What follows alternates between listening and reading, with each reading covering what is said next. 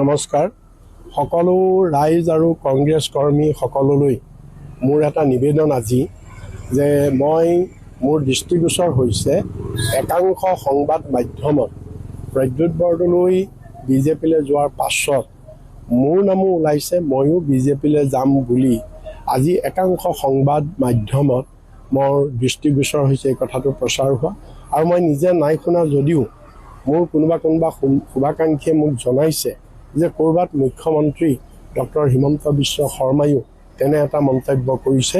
মই এই সন্দৰ্ভত পুনৰ স্পষ্টীকৰণ দাঙি ধৰি কওঁ যে মই বিজেপিত যোৱাৰ কোনো ধৰণৰ প্ৰশ্ন আহিব নোৱাৰে।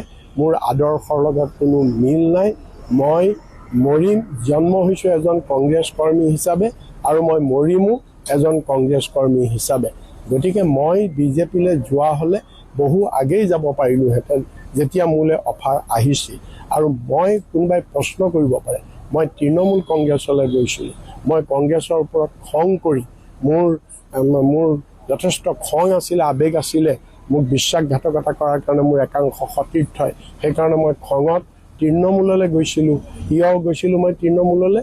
মই বিজেপিক প্ৰতিশোধ ল'বলৈ গৈছিলোঁ, কাৰণ তৃণমূলেই বিজেপিক আটাইতকৈ শক্তিশালীভাৱে ফাইট কৰি থকা পাৰ্টি হৈছে তৃণমূল। কিন্তু পাৰ্থক্যটো হ'ল সেইটো পাৰ্টি বেংগলৰ পাৰ্টি।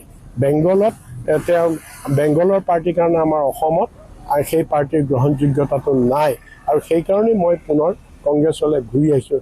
যোৱা হ'লে মই তেতিয়াই যাব পাৰিলোহেঁতেন বিজেপিৰ লগত ফাইট কৰিবৰ কাৰণেহে মই তৃণমূললৈ গৈছিলোঁ।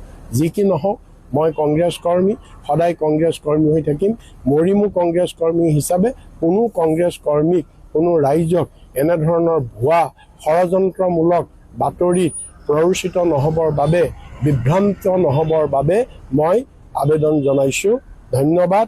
জয় আই অসম, জয় ভাৰতীয় জাতীয় কংগ্ৰেছ।